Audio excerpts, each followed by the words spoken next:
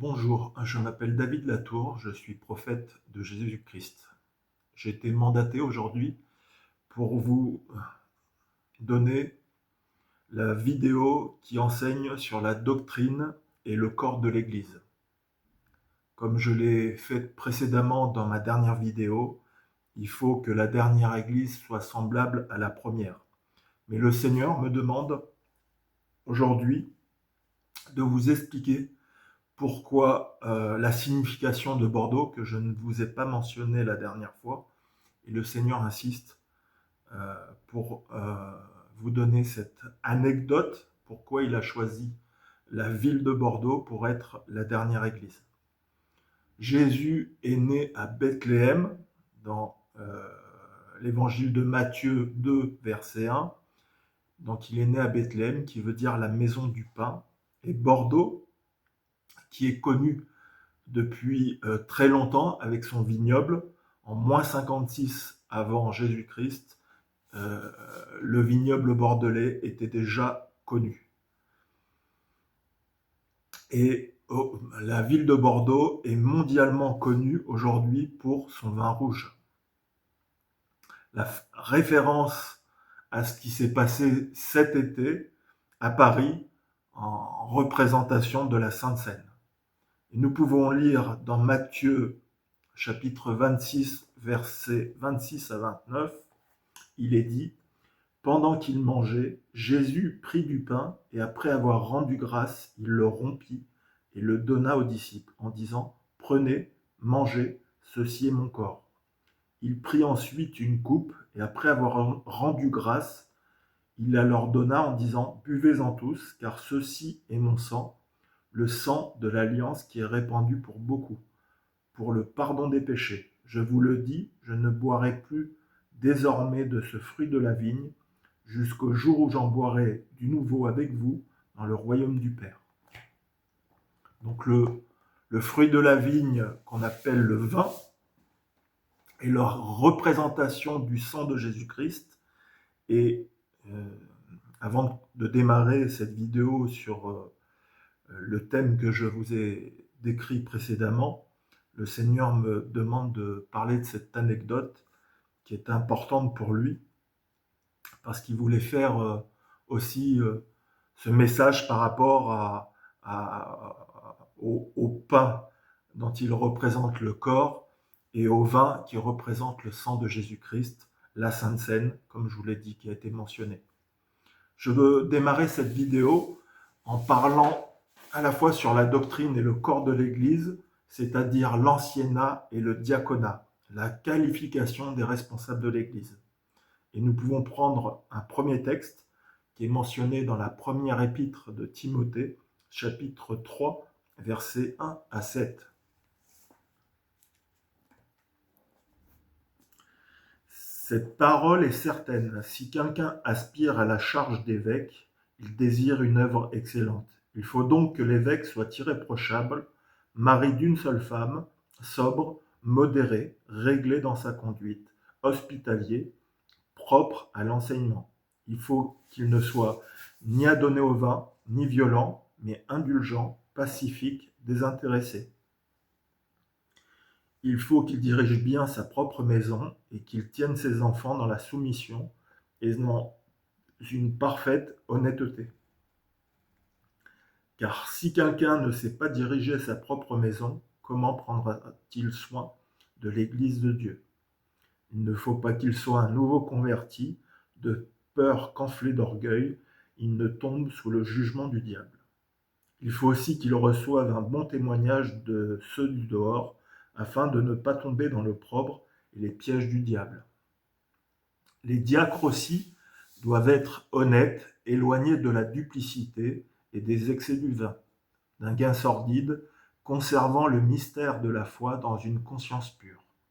Qu'on les éprouve d'abord et qu'ils exercent ensuite leur ministère s'ils sont sans reproche. Les femmes, de même, doivent être honnêtes, non médisantes, sobres et fidèles en toutes choses.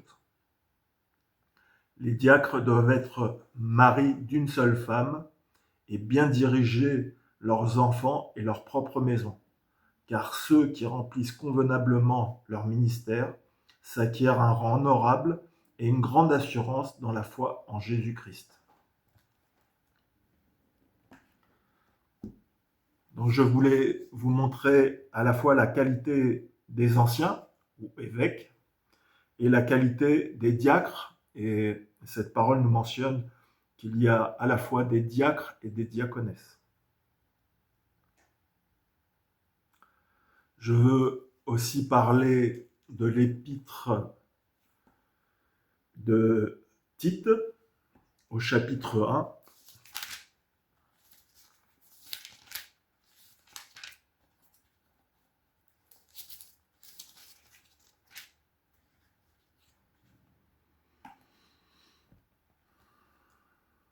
Chapitre 1, verset 5, Paul le charge d'une mission importante et je voulais vous montrer à quel point le choix des anciens et des diacres sont importants. Je t'ai laissé en Crète afin que tu mettes en ordre ce qui reste à régler et que selon mes instructions, tu établisses des anciens dans chaque ville. S'il s'y trouve quelques hommes irréprochables, maris d'une seule femme et ayant des enfants fidèles, qu'ils ne soient ni accusés de débauche, ni rebelles, car il faut que l'évêque soit irréprochable, comme économe de Dieu, qu'il ne soit ni arrogant, ni colérique, ni adonné au vin, ni violent, ni porté à un gain honteux, mais qu'il soit hospitalier, ami des gens de bien, modéré, juste, saint, tempérant, attaché à la vraie parole telle qu'elle a été enseignée, afin d'être capable d'exhorter selon la saine doctrine et de réfuter les contradicteurs. Donc l'apôtre Paul demande à Tite d'aller, donc comme nous l'avons lu précédemment, en Crète, pour qu'il choisisse les futurs anciens de l'Église. Et donc il nous parle de plusieurs villes à Crète pour nommer ces anciens. Et j'aimerais, au travers de cette doctrine, mentionner Éphésiens chapitre 4, verset 11, qui mentionne certaines attributions d'anciens.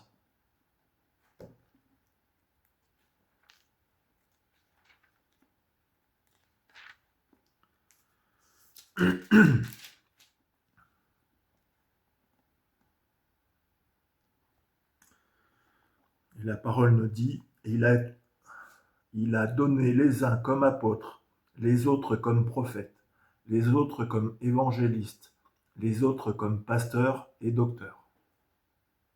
Donc certains anciens ont une particularité propre, et dans cette particularité, certains sont appelés apôtres, prophètes, évangélistes, pasteurs ou docteurs.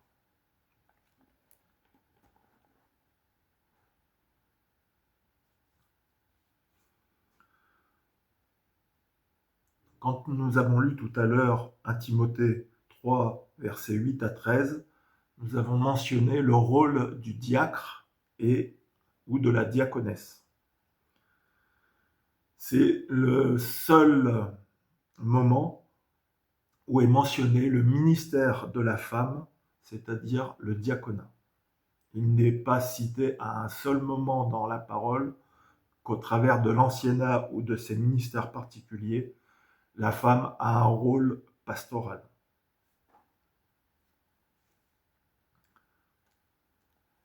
Dans Romains chapitre 16, verset 1, il est fait mention de Phébé, qui est diaconesse de l'église de Sancré.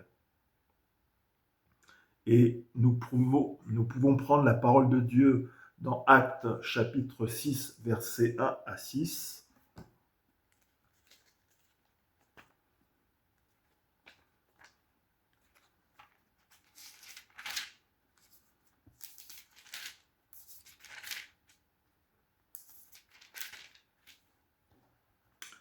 En ce temps-là, le nombre des disciples augmentant, les hellénistes murmurèrent contre les Hébreux, parce que leurs veuves étaient négligées dans la distribution qui se faisait chaque jour. Les 12 convoquèrent la multitude des disciples et dirent : il n'est pas convenable que nous laissions la parole de Dieu pour servir aux tables. C'est pourquoi, frères, choisissez parmi vous 7 hommes de qui l'on rende un bon témoignage et qui soient pleins d'Esprit Saint et de sagesse, et que nous chargerons de cet emploi. Et nous continuerons à nous appliquer à la prière et au ministère de la parole.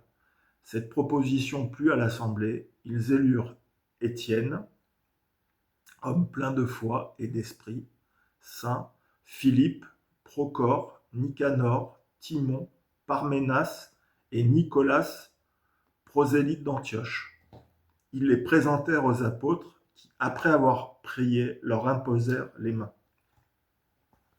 Donc il est important de voir pourquoi ont été choisis et appelés les diacres, parce que les apôtres, les premiers disciples, étaient au travail et ils n'avaient pas forcément le temps de s'occuper de ceux qui étaient dans le besoin, à la fois la restauration à table, de prendre soin de ceux qui étaient dans la pauvreté, ceux qui étaient veuves, ceux qui étaient en difficulté.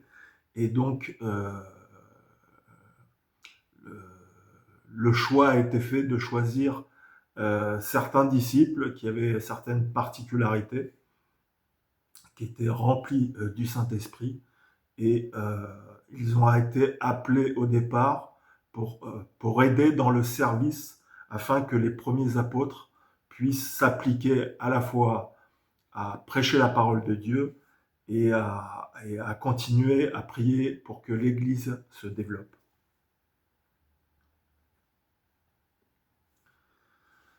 Donc pourquoi j'ai été mandaté pour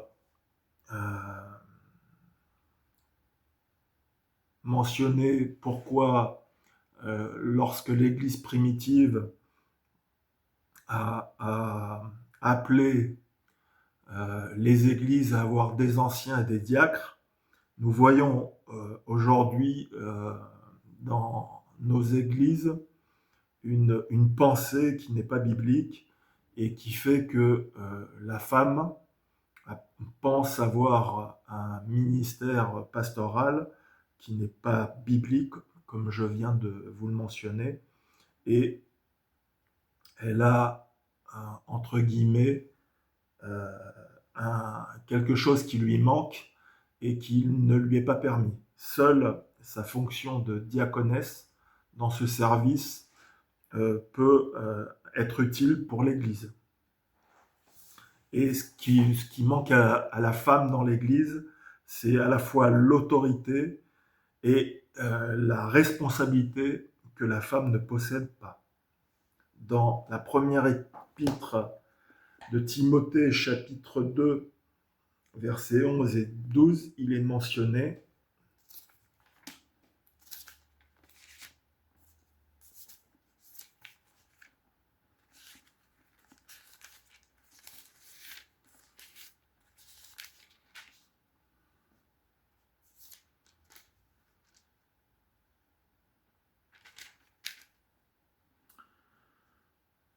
que la femme écoute l'instruction en silence et avec une entière soumission. Je ne permets pas à la femme d'enseigner, ni de prendre de l'autorité sur l'homme, mais elle doit demeurer dans le silence. Donc la parole est claire, il faut que la femme ne prenne pas une autorité qu'elle n'a pas eue. Dans Éphésiens 5, versets 22 à 24,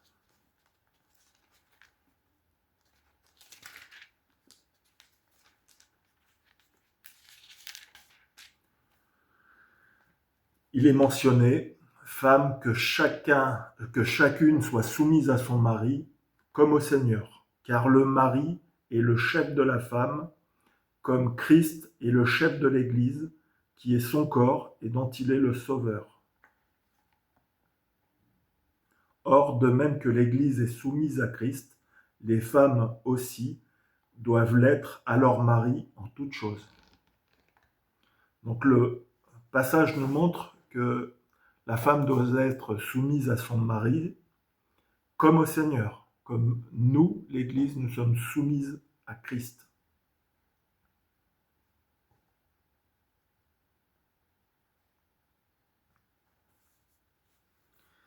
Et malheureusement, il y a une doctrine qui court aujourd'hui où il est mentionné que euh, quelque part, euh, vu que nous sommes tous égaux en Jésus-Christ, alors ça nous octroierait le droit de prendre autorité. Mais là, dans ce passage-là, il est fait mention que à la fois la femme est soumise à son mari, mais que le mari est le chef de la femme, comme Jésus-Christ est le chef de l'Église. Il est le chef de la femme, le mari, non pas pour dire qu'il est supérieur à la femme, mais qu'il a la responsabilité de tenir son foyer, de tenir l'autorité qui lui a été confiée, comme les ministères que je vous ai présentés un peu avant. Et donc, Jésus aussi est soumis au Père. Donc nous devons respecter l'autorité qui nous a été confiée. Le Père a soumis le Fils, qui a soumis l'Église, et la femme doit être soumise à son mari, et qui, même s'ils font une seule chair, ils ont... le texte nous parle que le mari n'en reste pas moins le chef de la famille. Il est responsable de la famille et c'est lui qui est devant Dieu responsable de toute faute qui aurait été commise. Ce passage qui mentionne que tous sont égaux, c'est Galates chapitre 3,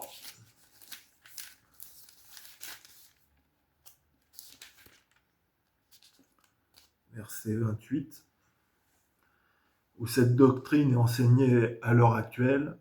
Il n'y a plus ni juif ni grec, il n'y a plus ni esclave ni libre, il n'y a plus ni homme ni femme, car vous êtes tous un en Jésus-Christ.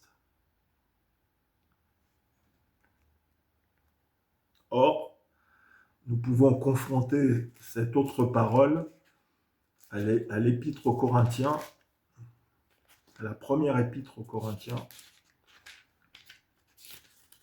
chapitre 11, verset 3. « Je veux cependant que vous sachiez que Christ est le chef de tout homme, et que l'homme est le chef de la femme, et que Dieu est le chef de Christ. » Comme je viens de vous le dire auparavant.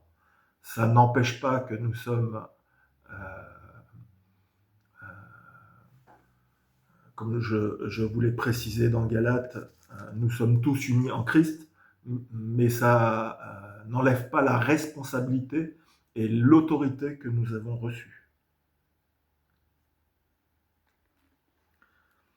Et donc dans la deuxième dérive qui arrive aujourd'hui dans l'Église, donc premièrement la femme qui désire avoir des responsabilités pastorales, la deuxième dérive qui arrive dans l'Église depuis quelques dizaines d'années est l'homosexualité. Et comme je l'ai déjà annoncé dans mes vidéos précédentes, je vais simplement lire un texte dans la première épître aux Corinthiens, verset 6, au chapitre 6, au verset 9 à 11. « Ne savez-vous pas que les injustes n'hériteront point le royaume de Dieu ? Ne vous y trompez pas, ni les débauchés, ni les idolâtres, ni les adultères, ni les efféminés, ni les homosexuels, ni les voleurs, ni les cupides, ni les ivrognes, ni les outrageux, ni les ravisseurs n'hériteront le royaume de Dieu.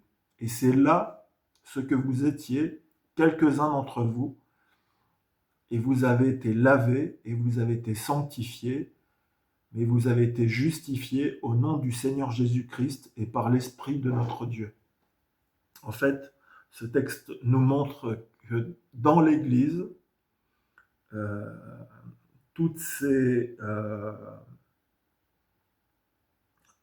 personnes étaient déjà dans l'Église et que Dieu les appelait à se repentir de leurs méfaits, de leurs péchés, de leurs convoitises, et qu'il ne faut pas croire que cette exhortation parle des gens du monde, mais plutôt la parole qui nous a été donnée a été adressée à l'Église et seulement à l'Église, pas à ceux qui n'en font pas partie.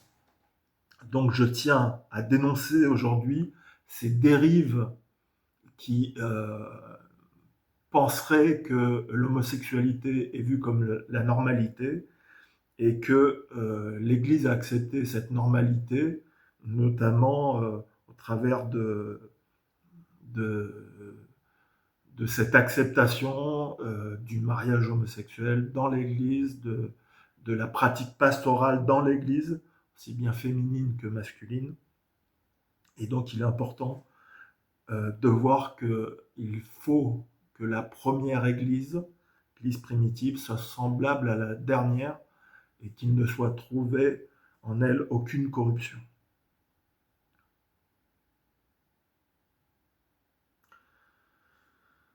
Afin de mettre en place la dernière Église, il faut savoir qu'il faut réimplanter tous les ministères.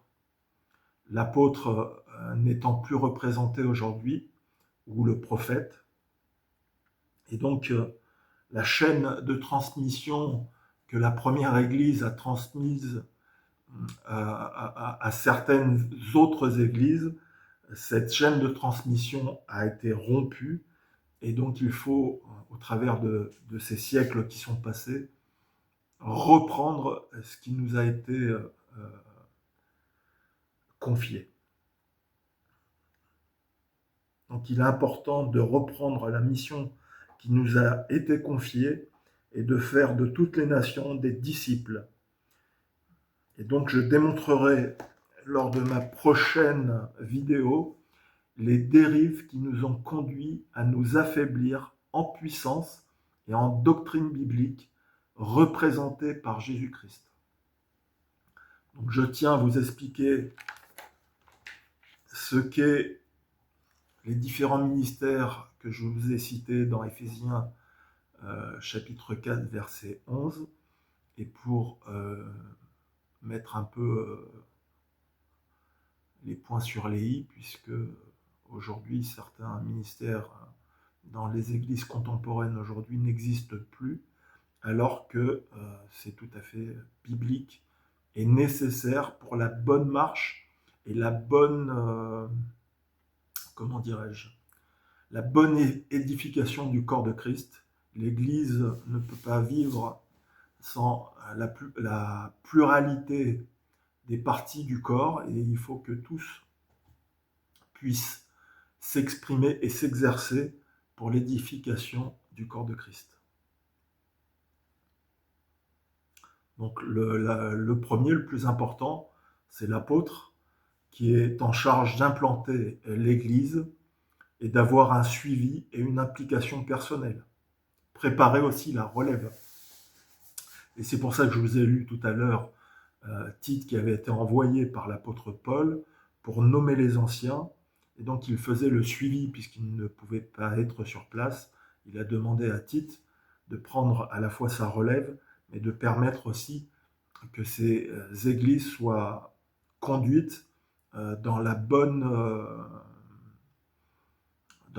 pratique et la bonne doctrine de l'Église, c'est-à-dire avoir des anciens, avoir des diacres ou des diaconesses, et que l'Église grandisse dans la foi et dans la pratique spirituelle. Donc Tite, chapitre 1, versets 5 à 9, qu'on peut relire.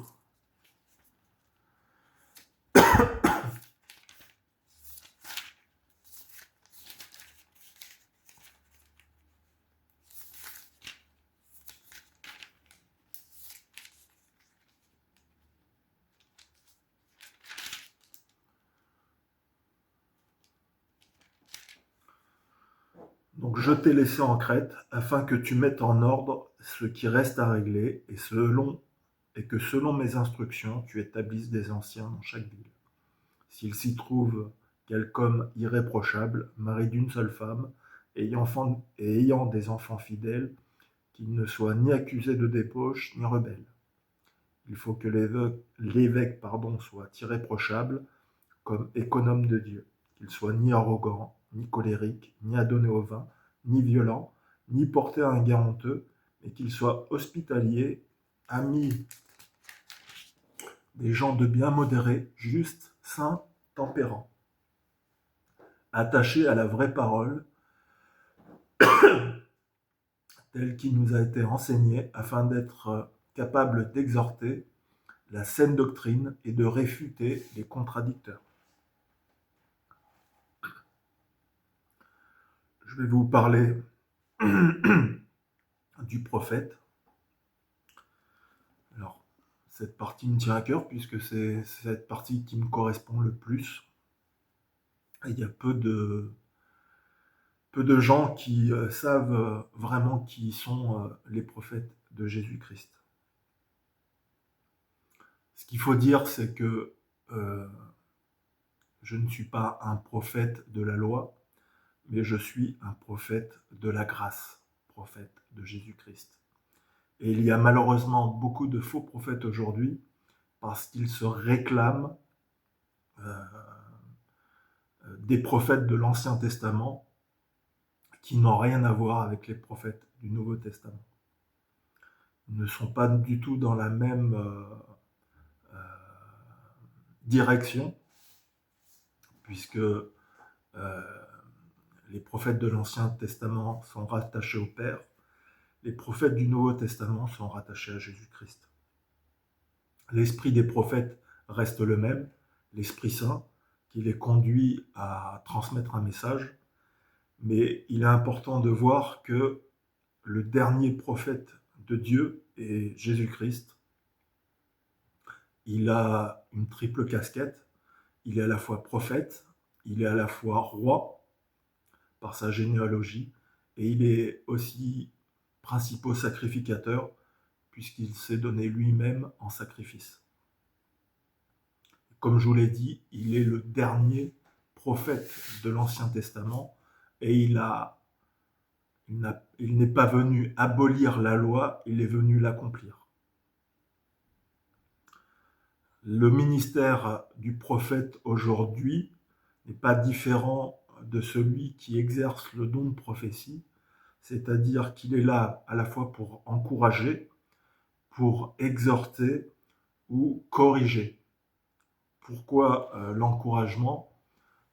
Parce que nous avons besoin de nous encourager les uns les autres, et la différence entre le don de prophétie qui est exercé dans l'église le dimanche matin, c'est que le don s'adresse à l'ensemble de l'église et on ne sait pas vraiment à qui cette parole est adressée, alors que le prophète a été missionné, mandaté, pour aller voir directement la personne dont le message doit être transmis. Nous pouvons lire dans Actes chapitre 21 que le prophète Agabus a été mandaté par le Seigneur Jésus-Christ pour transmettre la parole à Paul, qu'il allait subir bien des difficultés. Nous pouvons prendre ensemble Actes chapitre 31.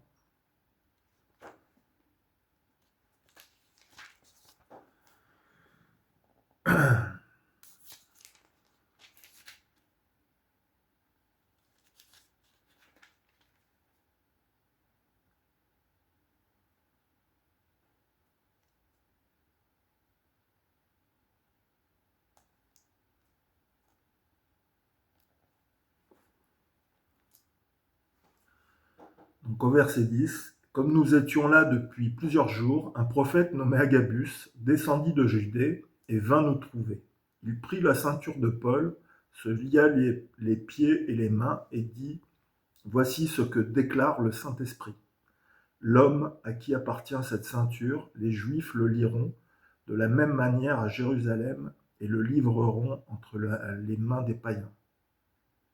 Quand nous entendîmes cela, nous et ceux de l'endroit, nous priâmes Paul de ne pas monter à Jérusalem. Alors Paul répondit, « Que faites-vous en pleurant et en me brisant le cœur? Je suis prêt non seulement à être lié, mais encore à mourir à Jérusalem pour le nom du Seigneur Jésus. » Donc, quand Agabus vient se présenter à Paul, il ne vient que lui dire ce que Paul sait déjà, qu'il allait mourir pour le Seigneur. Et pourquoi l'intervention est importante? Puisque ceux qui entourent l'apôtre Paul n'ont pas conscience que l'apôtre Paul va être mis à mort pour sa foi. Et pourquoi le prophète Agabus a été envoyé pour expliquer à l'apôtre Paul ce qui allait lui arriver. Il était plutôt dans une manière de l'encourager pour montrer à Paul qu'il n'était pas le seul, qu'il n'était pas seul dans cette épreuve qu'il allait vivre à la fin, et que Dieu lui avait montré, et notamment par le prophète Agabus, qu'il savait ce qui allait lui arriver.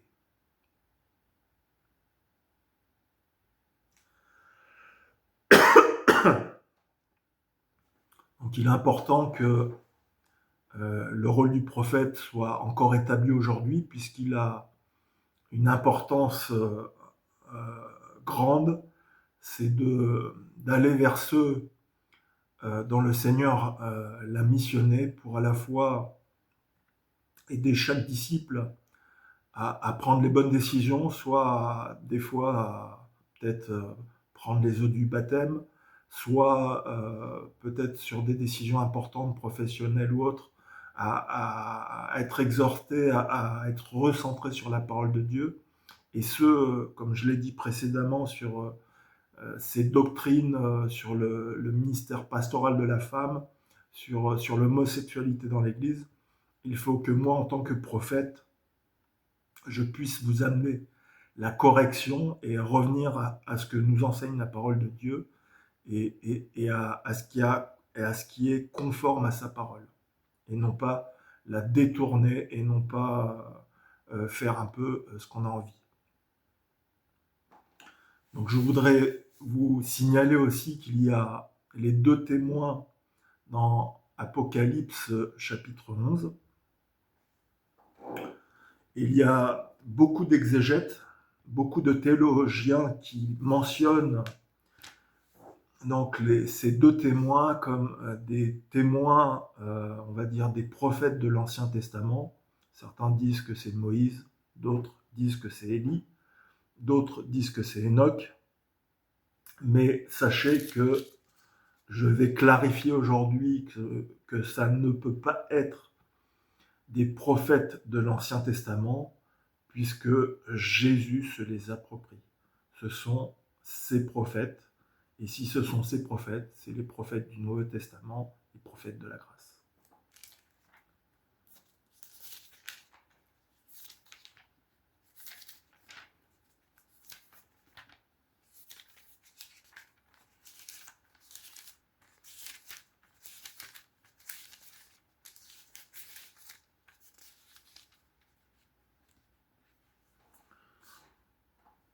Donc c'est le Seigneur qui parle, qui a révélé sa parole à l'apôtre Jean sur l'île de Patmos.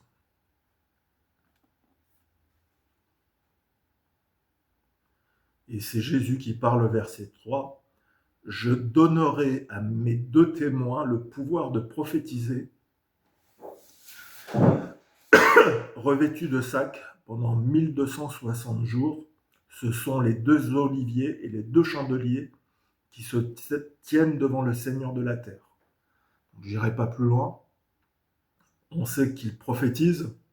Donc s'ils prophétisent, c'est qu'ils annoncent ils transmettent le message que Jésus-Christ leur a confié, mais ils ne parlent pas de deux témoins au hasard, ils disent « mais », c'est-à-dire qu'ils se les approprient.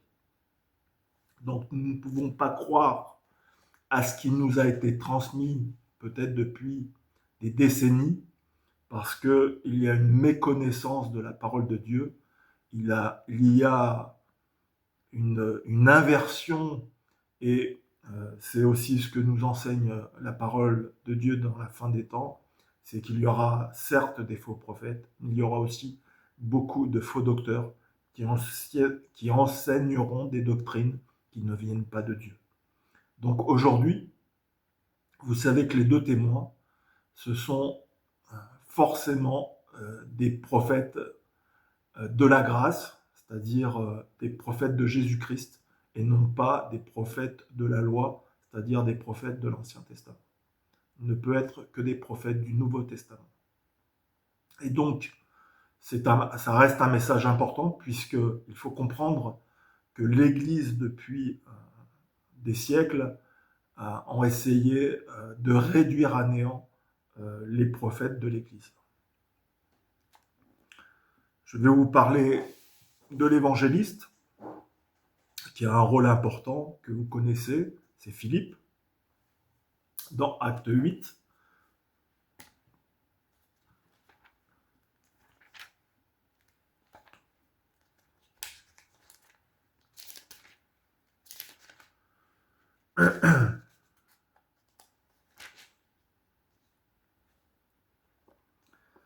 Au verset 26, un ange du Seigneur, s'adressant à Philippe, lui dit « Lève-toi et va du côté du Midi sur le chemin qui descend de Jérusalem à Gaza, celui qui est désert. » Il se leva et partit, et voici un Éthiopien, un eunuque, ministre de Candace, reine d'Éthiopie, et surintendant de tous ses trésors, venu à Jérusalem pour adorer, s'en retourner, assis sur son char, et lisait le prophète Ésaïe.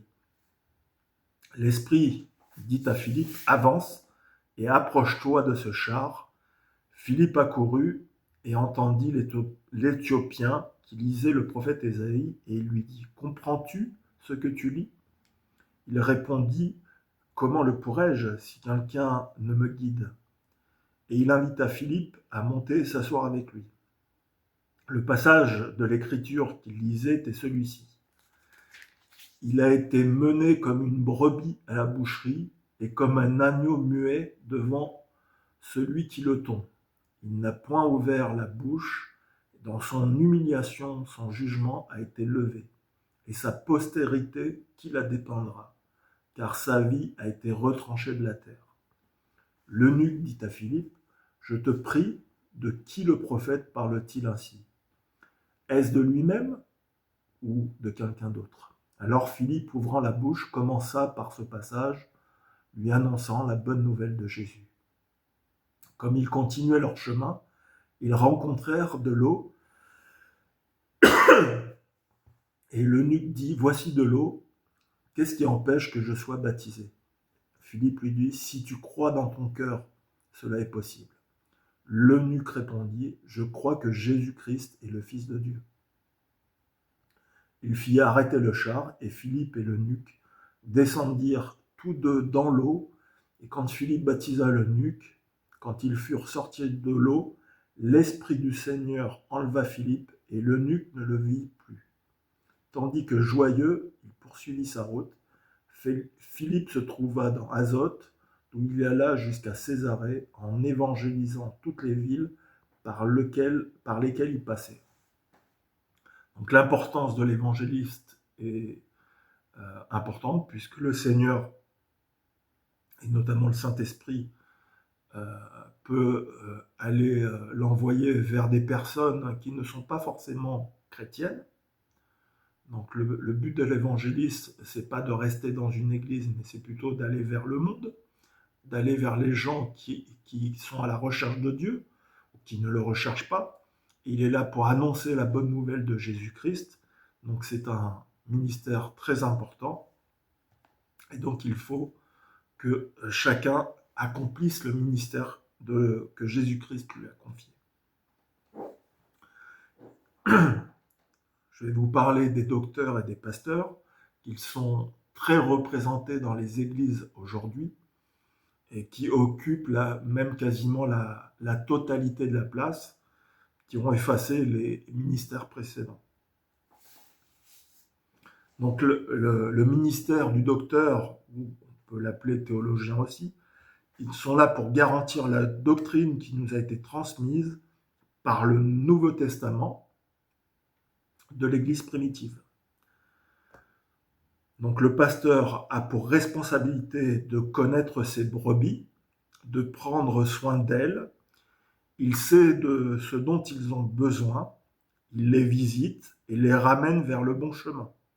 Et son rôle n'est pas centré que sur la prédication, mais plutôt sur la relation d'aide. Dans ma conclusion, je vous ai déjà prévenu que l'apôtre qui doit me rejoindre a été prévenu. Je l'ai contacté il y a plusieurs mois, je lui ai envoyé plusieurs mails. Je lui ai transmis le message que Dieu m'avait confié il y a quelques semaines. Et je n'ai pas de réponse de sa part. Je pense qu'il n'est pas intéressé. Et je pense aussi qu'il ne me prend pas au sérieux. Mais ça, nous verrons par la suite. Je dois m'engager à vous transmettre une vidéo beaucoup plus longue où je dois accomplir la parabole des 10 vierges.